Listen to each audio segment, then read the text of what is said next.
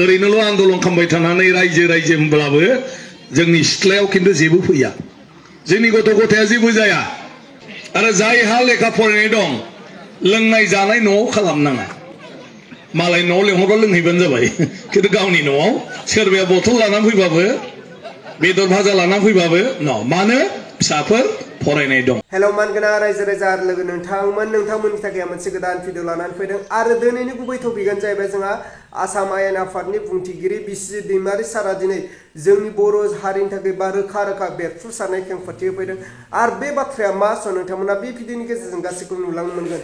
दिनै मानाव गेदेर आसाम आयेन आफादनि बुंथिगिरि बिस्वजित दैमारि सारा बुंदों जे जोंनि बर' हारिया बड'लेण्ड आन्दलन होनबानो जोंनि सिथ्लायाव जोंनि बर' हारिया बा बड'लेण्ड मोननो हाया होननानै दिनै जोंहा मानाव गेदेर बिस्वजित दैमारि सारानो रोखा रोखा बेरफ्रुसारनाय बुंदों। बेजों लोगोसे जों बड'लेण्ड मोननो थाखाय माबोरै दावगानांगोन जोंनि बर' हारिया आरो माबोरै आवगायनांगोन बिनि बिसय जोंहा मानाव गेदेर बिस्वजित दैमारि सारानो रोखा रोखा बेरफ्रुसारनाय खेंफोरथि होदों। अब्ला रायजो राजा आरो लोगो नोंथांमोन आंनि टपिकखौ आं गोलाव खालामा जासे जों मानाव गेदेर बिस्वजित दैमारि सारनि बिबुंथिखौ आं स्क्रिनाव होबाय नोंथांमोना नायनानै लाग्रो। ओरैनोल' आन्दलन खालामबाय थानानै रायजो रायजो होनब्लाबो जोंनि सिथ्लायाव खिन्थु जेबो फैया जोंनि गथ' गथाया जेबो जाया आरो जायहा लेखा फरायनाय दं लोंनाय जानाय न'आव खालामनाङा मालाय न'आव लेंहरबा लोंहैबानो जाबाय खिन्थु गावनि न'आव सोरबाया बथल लानानै फैबाबो बेदर भाजा लानानै फैबाबो न' मानो फिसाफोर फरायनाय दं। दालाय टंलायाव कलेज बेवहाय गासिबो डिपार्टमेन्ट फैजोबबाय खिन्थु जोंनि फिसाया जुदि मोजां नम्बर मोननांगौबाथ' न'आव फरायनांगोन। क'क्राझाराव इउनिभार्सिटि जाबाय गंनै जाबाय दा क'क्राझारावनि इउनिभार्सिटिया इन्जिनियारिं कलेज जाबाय मेडिकेल कलेज जाबाय खिन्थु जों आन्दलन खालामदोंना जोंनि फिसाया एडमिसन मोनगोन नामा? मोना।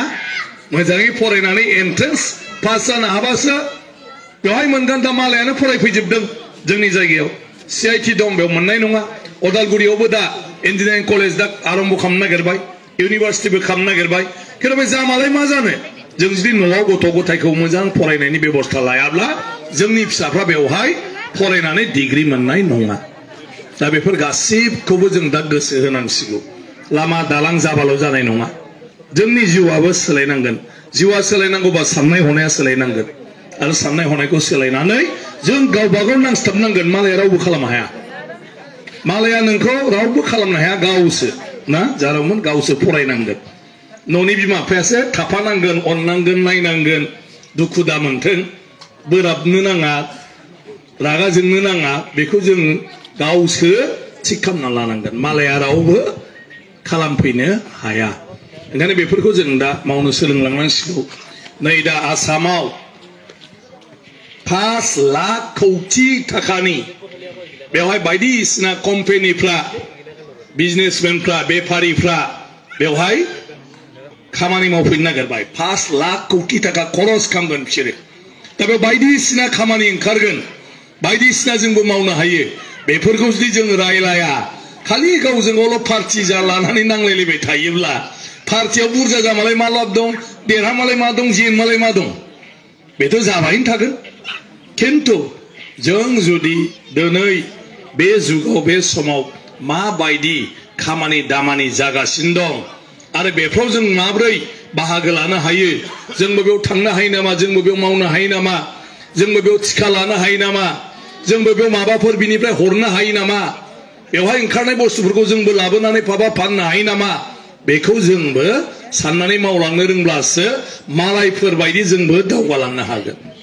दा बेफोर खोथाखौ जों सावराया जोंनि नङा बायदि सानबाय थायो।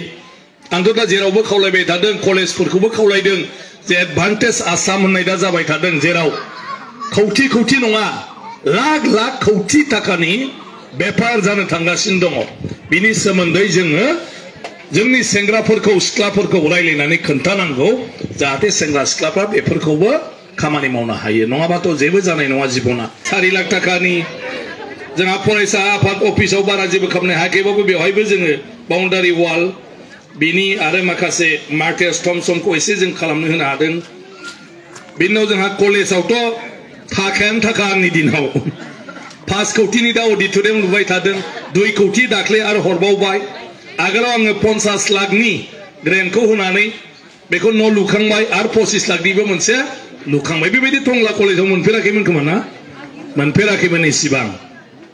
ओमफ्राय 3 कौटि आरो जाबावगोन दा नैबे माबायाव दा 7 कौटि चिफ मिनिस्टारा माने फोसावलांखादोंमोन दा जों क्लासरुम बायदिसिनाबो बेवहाय लुनो हासिगोन आरोखि तो बेखिनि खामानिफ्रा जोंहा जाबाय बे न' लामा बाय जों सर्टकाट उदालगुरियाव थांबा आरो इसिबां ओरै थांबाय थानो नांला बेंबारिनिफ्राय बे फैबायना बेवहाय ओमफ्राय ओरै टंला जानानै नावखाता बरमा क'क्राझाराव थाङोबा थमब्लेट दानो आरो नोङो माबायाव थांनो दरखार गैला गरेस्वरथिं सारियालथिं थांनो दरखार गैला तामुलपुरनिफ्राय रङिया थांनो दरखार गैला बे लामाया जोंहा बेंबारिनिफ्राय बेसिम जानानै टंलानिफ्राय भेरगावनिफ्राय नावखातानिफ्राय तामुलपुर दानि मेडिकेल कलेजा आरो बे तामुलपुरनिफ्राय बरमा माने जोंहा 1-1.5 घन्टासो बासिबाय आरो मा एबारनिफ्राय माने बे लामाया जाखानाय लामायाथ' सब स्पिडआव जागासिनो दङ गतिके बे लामाया जोंहा जागासिनो दङ